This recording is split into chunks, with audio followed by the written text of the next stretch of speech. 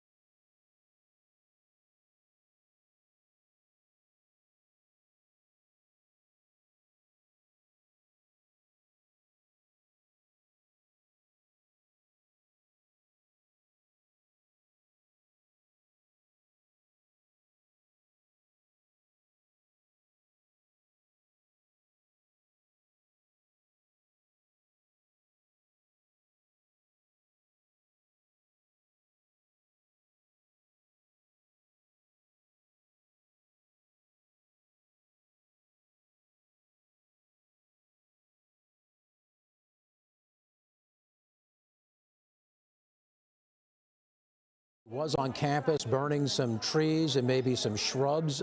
Did you see how close it got? And talk about your feelings as this fire moves so close to the school. Yeah, I mean, like you saw in there's all these videos online cropping up right now from around like 2, 3 a.m. This morning was when it was really bad. Yeah, trees are on fire. The smoke was coming up right against the library, like the glass windows everybody's looking out. So it feels like almost like it's like just so close that there's nowhere else to go. But luckily, they were able to save off the fires, the smaller spot fires that were cropping up right next to campus buildings students were in. So it's very scary though. So I guess we'll get a full assessment of the damage in the coming hours, I suppose. But Yeah, definitely a lot going on there. Henry, you are actually on campus or not? I'm currently off campus, thank God. Okay, so you weren't on campus at all during this? No. Okay. And so are students satisfied with their safety? They were moved to an area of the campus, I guess sort of in the middle of the campus, away from the fire. Did they feel safe? I mean, university officials, they have protocols with how to deal with something like this. What are students saying? Yeah, I've heard a lot of people that I've talked to who've been on campus throughout this whole thing, all night, all morning, that are not sure about being in place and whether or not that's safe. But I do know, the university does follow the protocol of the Los Angeles County Fire Department. So I'm sure, I don't fully understand, I guess, the reasoning, but I'm sure there's good reason for that, and that's been historically the precedent for what they do. So. That's one of the safest spots in Malibu, I've been told. And Henry, we know that Pepperdine has released a statement saying that classes, finals are canceled today. What is the latest communication that you've received from the university that we can hopefully pass along to your classmates, colleagues there? Yeah, we're still waiting on hearing about, what the I guess, new final schedule is going to look like since everything's getting postponed. So I guess we'll find out today what that looks like. But for now, we're just hanging tight. Haven't heard anything else that you guys haven't. So, yeah, we're all figuring it out, I guess. Okay. Pepperdine student Henry Adams, thank you so much for talking to us this morning. We're happy to hear that you are safe and that the rest of the students are safe this morning.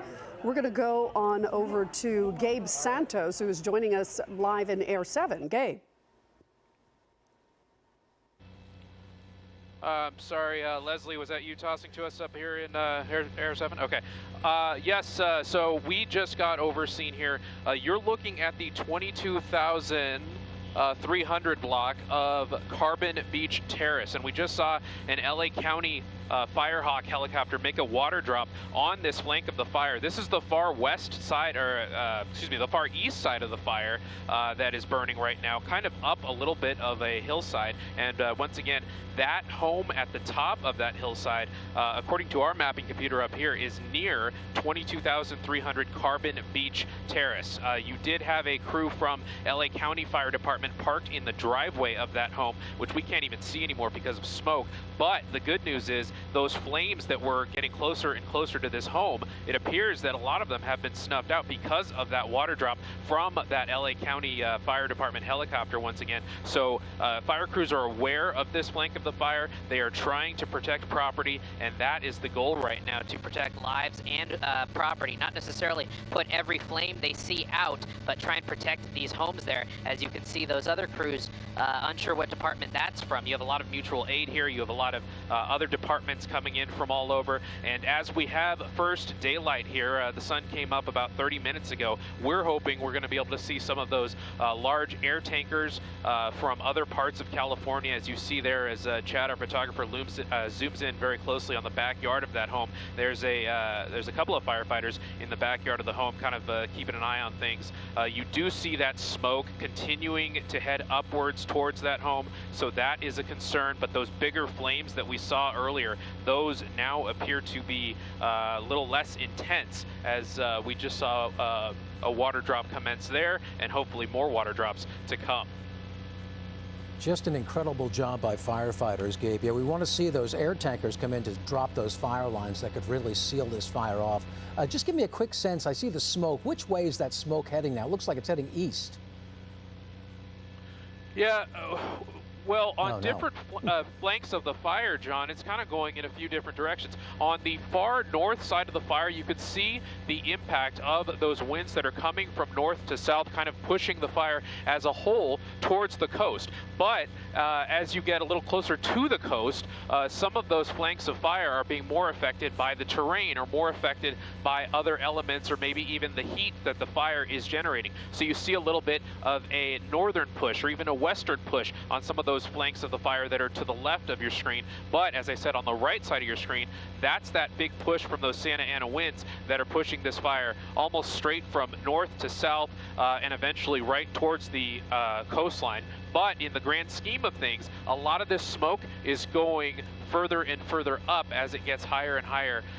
So that tells us that, you know, the wind speeds that we were hearing, that we were expecting, some of those are not affecting this fire quite as much, and that is definitely some good news here. Yeah, it certainly is. Okay, Gabe Santos in Air 7, thanks for that report. Next on GMA, a major update on the big breaking news on the East Coast. The latest on the arrest and the killing of the CEO of United Healthcare.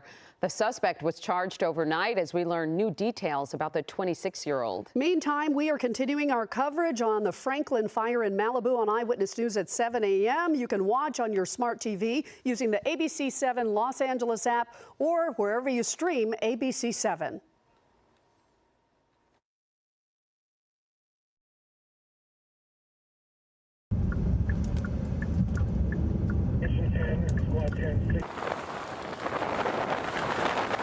We kind of know what to do, right? Fill everything up, bags, and then empty the safe and call some friends. At what point tonight did you realize that this fire was going to threaten your business?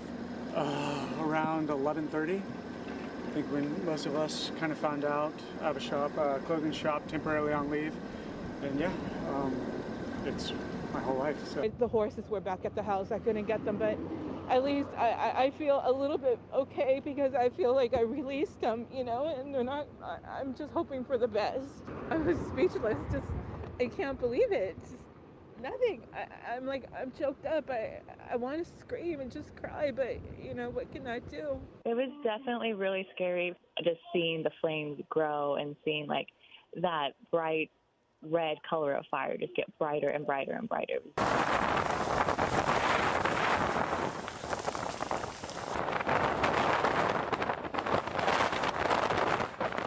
And it seemed pretty chaotic.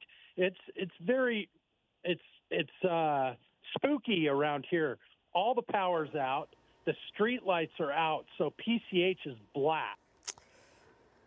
This is Eyewitness News live at 7 o'clock. We're updating you on live breaking news. The Franklin fire burning in Malibu. Here is the very latest this morning. The fire has burned more than 1,800 acres. Fire officials are set to give their first news conference around 8 o'clock this morning. PCH is closed in both directions. More than 2,000 homes have been evacuated. 6,000 homes are under evacuation warnings. If you're looking for shelter for yourself and your small animals, head to the Palisades Recreation Center. Pierce College is offering shelter for large animals. The worst of the fire has pushed past Pepperdine University. Students are sheltering in place there and classes have been canceled. Several Malibu schools are closed today. That includes Webster Elementary, Malibu Elementary, Malibu Middle, and Malibu High. Let's turn it over to Gabe Santos in Air 7. Gabe. Yeah, guys, well, as daylight shines above this fire scene of the Franklin fire, you can really see just the length of land that has already been burned and how this fire has moved from the highest peaks of the Santa Monica Mountains down towards the coastline. And you can see there's a lot of active flames. There's flames that are active on the north side, and there's flames that are active a little further down towards Pacific Coast Highway. We know that Pacific Coast Highway is closed for a long stretch along this Malibu area. And as Chad pushes in a little bit towards the right, this is a home that we've been watching that appears to be the furthest close, a little bit further to the right there, Chad, that appears to be closest to being in danger. And we did see some big flames there earlier. This was 22,300 Carbon Beach Terrace, and fortunately we did see a water drop from LA County helicopter, from an LA County Fire Department helicopter, make an amazing water drop on this fire, and that put out the tallest of the flames and the most intense of those flames that were kind of inching towards this home. And you could see there through the smoke, there is a LA County Fire Department fire engine in that driveway working on structure protection. So they're at the scene here hoping, just working the best that they can to make sure that if any embers catch anything on that home or anything near that home, they'll be able to put that out pretty quickly. But as we widen out the shot, we'll give you kind of the grand scheme of what we're seeing here. The wind that is affecting this fire, we were kind of preparing for a worst case scenario here. That appears to not exactly be the case. We were expecting wind gusts of up to 50 miles an hour. We haven't seen wind gusts quite that level. The winds are still at a level that is dangerous, that these fire crews are concerned about, but luckily it is pushing this front of the fire towards the coast, and hopefully fire crews will be able to get a good handle on this. As Leslie Lopez has been telling us, those winds will start to die down as we get through the afternoon hours. Okay, Gabe, thank you very much for that. And Leslie Lopez has been tracking this weather all morning long. Les, you mentioned the terrain and humidity being, big impacts on this fire. What can you tell us about that? You know, you're right, and this is going to be one of those situations where the Santa Ana winds are here. Yes, this is part of why we're considering this an extreme Santa Ana. In addition to that, we also have humidity levels. You just mentioned it, very low humidity levels down into single-digit territory. And with that, we're creating the opportunity for rapid fire growth, unfortunately.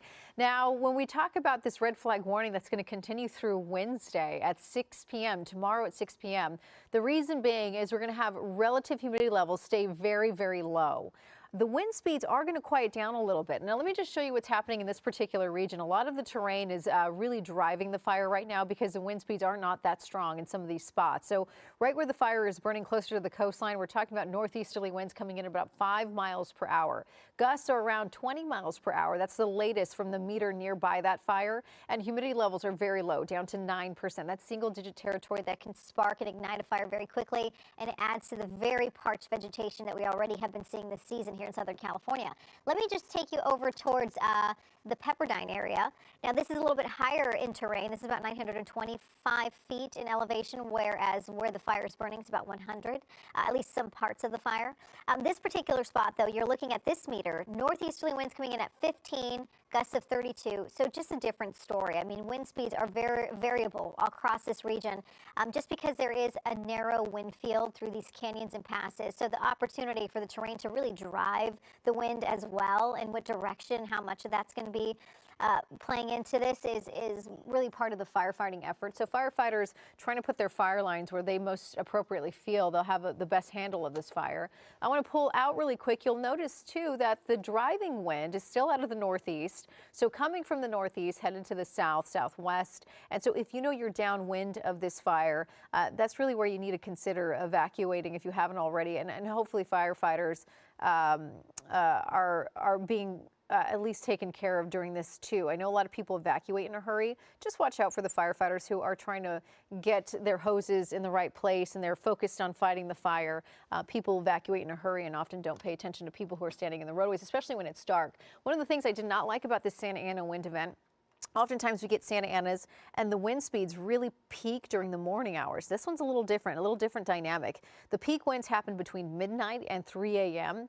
And so with that, overnight concerns. People are asleep, they're in bed. Are they going to get the warnings if they need to evacuate in a hurry in time?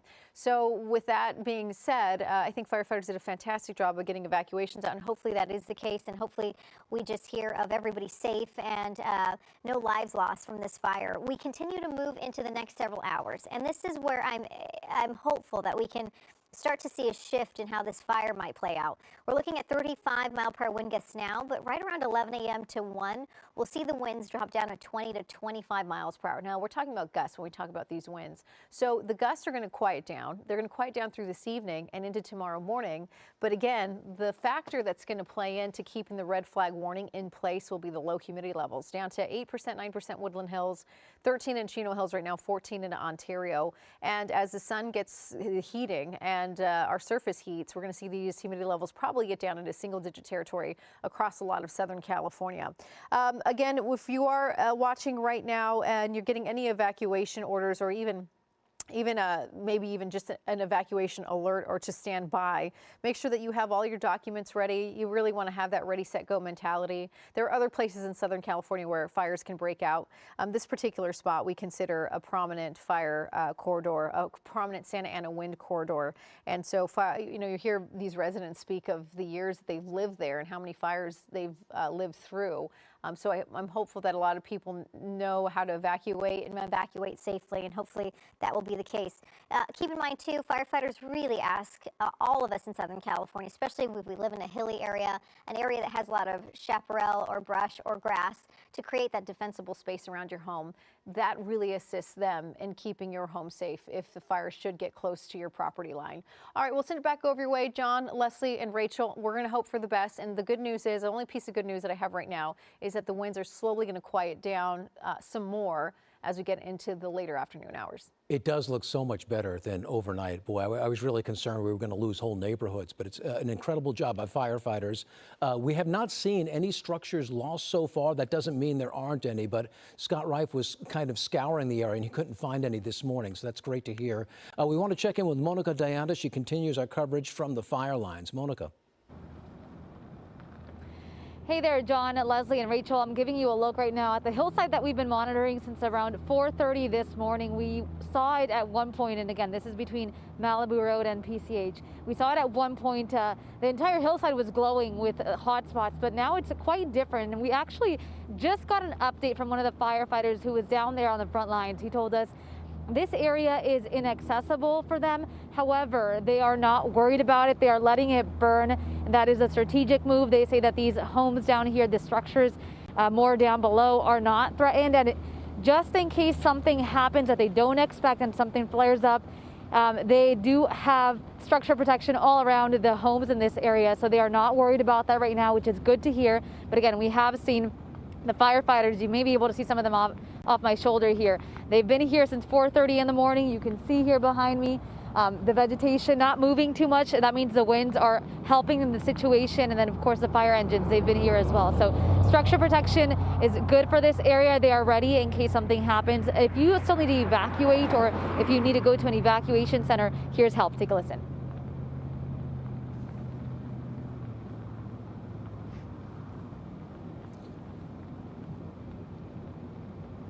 We've set up a shelter at the Palisades Recreation Center.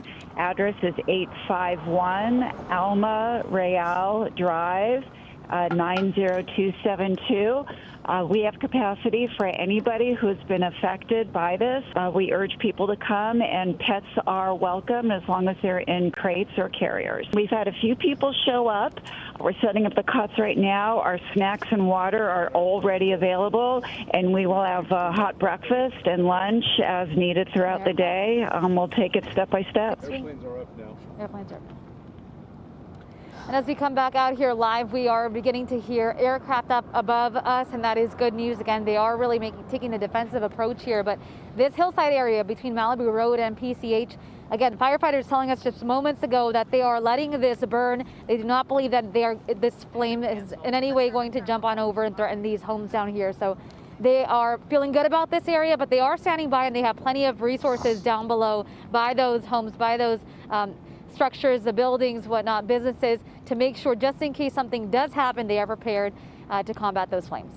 Live in Malibu, Monica de Anda, ABC 7 Eyewitness News. Monica, thank you very much. It is eerie to see those flames right behind and so close to the homes there, but we have to trust firefighters. They know that the fire is burning in the opposite direction of those homes, and they are there to douse the flames if the fire changes course. Right now, let's go on over to Irene Cruz. She is live near the Malibu Pier. Irene, what's going on? We see hotspot behind you. Hey, Leslie, yeah, good morning. We're near Civic Center Way and Webb Road, which is actually close to Santa Monica College. And right behind me, you see the remnants of a flare-up. And what we're seeing this morning is a better look of the damage that this fire has been causing, because now we have some sunlight. We're able to see homes, schools, businesses that are possibly threatened by this fire, as well as what the fire is leaving behind. See that black, charred, dry brush that it is burning through. And we have seen that all across the Malibu region this morning. So far, what we have is a hazy glow with that sunrise and smoke in the area, just blanketing this entire region. We can barely even see well in the distance because of all the smoke that is here. Now, a lot of the personnel were here a little bit earlier a few minutes ago, and now they've moved to more active scenes to take care of situations that are more dire. But this sunlight is giving us more perspective. Again, what's at risk? Homes, schools, businesses. And this flare up here is a good example of how things can change very quickly. I mean, earlier we were seeing spots that had calmed down, the flare ups had died down, and we said, okay, let's try to move on. And then the embers pick up, it just takes a few of them, and then all of a sudden that area becomes active once again. So in these fires, things can change very rapidly.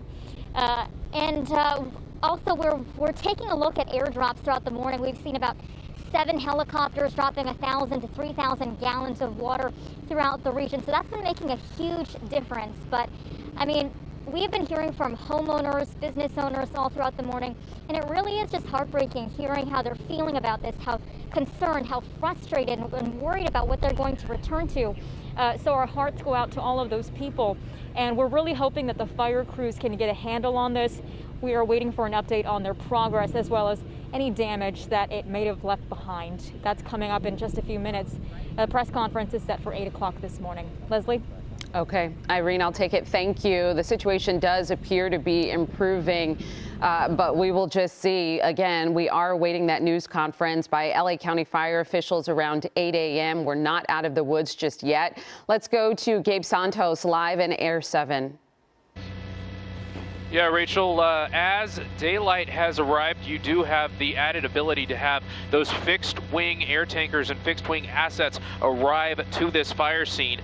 Just out of view of us on the other side of the plume of smoke, we have Quebec 1 and Quebec 2. Those are those super scooper tankers that are capable of carrying 1,600 gallons of water. I believe they actually scooped up some of that water from just off the coast out of Point Doom, and they are making their way to the active flanks of this fire to start making water drops here. So just seeing those guys up and out and about and starting to work this fire, that's some good news there. They're based out of Van Nuys on loan, Van Nuys Airport, right next to the helipad that we launch out of right there at Van Nuys Airport. They're on loan from Canada for the extent of the fire season. So the fact that they have arrived here, that's some good news. And we do have word that other tankers, some fire retardant dropping tankers, are also en route to this location. In the meantime, these Firehawks from LA County Fire Department, they've been working this fire all through the night. You also have Helitanker 55, which is that very large Chinook helicopter. Those helicopters are able to fight fires in the nighttime. So they've been working this fire as best as they can through the overnight hours. And they are certainly putting in the hours and getting a lot done here. As we chat, our photographer zooms back in to the 22,300 block of Carbon Beach Terrace. We've been watching the far east flank of this fire get pretty close to this home here, but you can see a crew there from LA County Fire Department in the driveway of this home, and they've been able to prevent, we believe, prevent any damage from happening to this home. There was some very large flames kind of creeping up the hill towards the road. Obviously a concern to those homeowners, but one of those LA County Firehawk helicopters was able to put a water drop right on those flames and pretty much put that corner of the fire out. So definitely some good news here, and definitely things looking a little better as we advance through the morning hours towards hopefully around midday, when we should see those winds die down a little bit. Okay, Gabe, thank you for that. Yeah, just an incredibly better situation from overnight. Overnight it looked really scary, and this morning things have calmed down significantly. And Leslie Lopez, you said this is exactly what would happen. The winds would back off a little bit, and we're getting a bit of a break. Yeah, I mean, it's great news to see that some of the wind through this area where the fire is burning, they are backing off, but the driving wind still remains about 34, 35, 36 miles per hour. That's through Thousand Oaks and Malibu. That's in the higher terrain. Again, this is such a particularly interesting area. You have so much terrain, so much rugged coastline right in this spot that the wind velocity and the wind speeds, there's a very narrow wind field. So there might be a neighboring hillside where the wind is so quiet, you're not even feeling anything. You go maybe a hillside over, and now we're talking about 34 mile per hour winds, at least gusts, and then wind speeds staying sustained around 15. We've seen that throughout this morning. So we have a couple meters in the area, 1 meter right now where the fire is closer to the coastline. We were looking at 5 mile per hour winds earlier, gusts of 17. Pepperdine, there's a meter there. 20-mile-per-hour wind speeds, gusts of 34. So again, really different stories in the same vicinity. So that's how the firefight is going for firefighters. They're watching out for any flare-ups, seeing where the winds are most prominent, and then they're trying to tackle that. We also have the terrain. The terrain is driving this fire up the hillsides very quickly. We know there are some homes up on the hillsides, but really the driving wind, the main part of the Santa Ana, is still pushing the flames from northeast to southwest. So again, if you know you're downwind, you also have to consider that the flames could be fanned in your direction, or at least embers could be fanned in your direction. And then if you are on top of a hillside, of course, that's where fires like to climb. They climb very fast up hillside. So if you know you're uphill of the flame, you also want to really heed all the evacuation warnings. And I think most of the people that we've been listening to, talking to, doing that, people that have lived in this area for many, many years are very well versed in how they should evacuate. Evacuation plan, of course, in order. You know, one of the unfortunate parts of this season, we saw so much rain the last 2 seasons, but this particular season, it's been so dry. 2 big storms could have really changed the situation here. We have a very low, very dry fuel moisture at the moment. The chaparral, the grass in the area, we're talking about it igniting and being very combustible, very easy to spread. And so unfortunately, that's also adding to the difficulty with this firefight. Yes, the climate is different right now. We have a La Nina pattern that is set up. This La Nina pattern is going to stick around likely through most of this winter season, which means it's probably going to be a very dry season. And our Santa Anas typically continue all the way through about January into early February. So that means we still have a few weeks to go where we could see some very strong Santa Anas. And this one will categorize as an extreme Santa Ana wind event, the highest threshold we can get up to. I was hopeful that we could just expire the red flag warning later today, because look at the wind speeds. It's 36 now, at least the gusts. They're going to go down to about 22, 23 later tonight into the morning. And really, we're going to see a big drop off right around 11 a.m. today. So I was hopeful that maybe we could expire with the red flag warnings. We are not going to be able to do that. The reason being, we have relative humidity levels that are going to stay dangerously low, down into single-digit territory. That keeps us at an extreme Santa Ana event. And so we'll keep the red flag warnings all the way through tomorrow at 6 p.m. through the area. John and Rachel and Leslie, we'll send it back over your way. All right, Les, thanks very much. We're going to take a moment to update the nation on the Franklin fire live on Good Morning America. Meantime, we're going to leave you with some live images